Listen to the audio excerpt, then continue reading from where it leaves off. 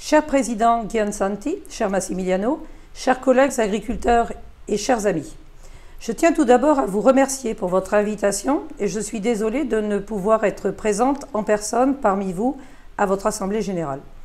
Quelques mots tout d'abord concernant la sécheresse très sévère que vous subissez en Italie. Face à ces événements climatiques extrêmes, il nous faudra trouver des solutions immédiates pour les producteurs agricoles. La Commission a déjà donné aux États membres la possibilité d'effectuer des avances sur les paiements de la PAC, ce qui peut être un début de réponse concernant la trésorerie.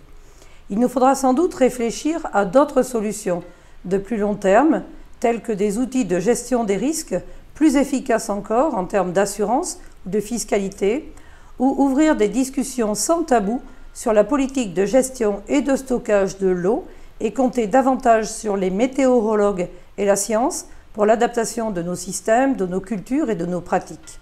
Je vous assure de toute ma solidarité dans ces temps très difficiles pour les agriculteurs italiens.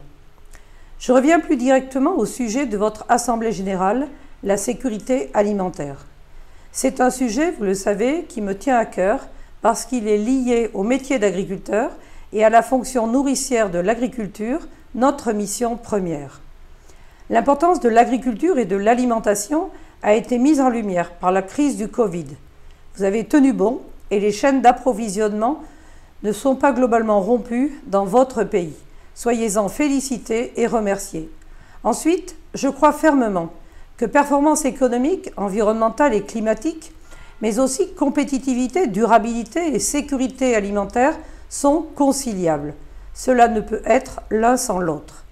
Les agriculteurs se sont toujours adaptés et continueront à progresser. La Commission européenne poursuit la mise en œuvre de sa politique du pacte vert et a récemment publié une proposition sur la restauration de la nature pour exclure certaines zones de la production et une proposition de réduire l'utilisation des pesticides. Ces deux projets nous inquiètent. Mais, et c'est un fait nouveau dans le discours de la Commission européenne qu'il faut souligner, elle s'est aussi engagée à préparer une analyse complète de tous les facteurs de sécurité alimentaire. La guerre en Ukraine est passée par là. Le COPA et la COGECA demandent, depuis la publication de la stratégie Farm to Fork et de la stratégie sur la biodiversité, une analyse d'impact complète des effets cumulatifs que la mise en œuvre de ces stratégies et du Green Deal européen aura sur l'agriculture et le secteur agroalimentaire. La publication d'une telle analyse est aujourd'hui plus urgente que jamais dans le contexte de guerre en Ukraine et d'impact fort sur les potentiels de production.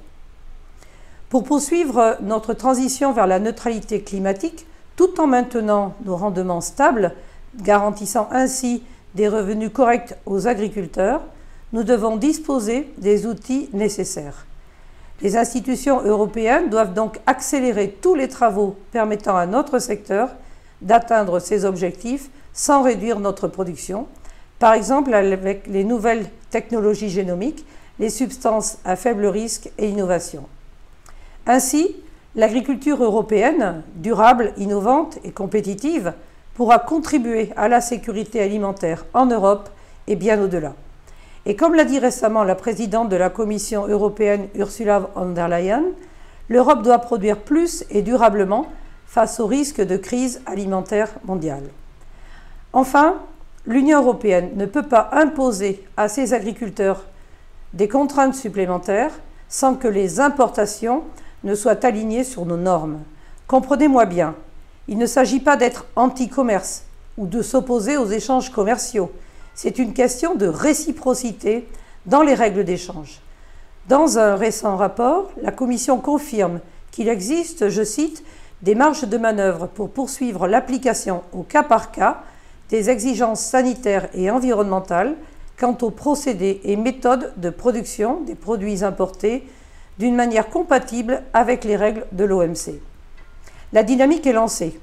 À nous de saisir la balle au bond, de rester vigilants et d'agir pour que les institutions européennes fassent concrètement preuve de plus de cohérence entre les politiques internes, celles qui nous sont imposées, et la politique commerciale internationale. Pour conclure, je vous souhaite d'excellents travaux lors de cette Assemblée générale. Soyez tous assurés que votre président au sein de la présidence du COPA, Massimiliano Gansanti, et la Confagricultura à Bruxelles sont des partenaires solides et fidèles pour la FNSEA et auprès des décideurs européens avec le COPA. Je vous remercie pour votre attention. Bon congrès.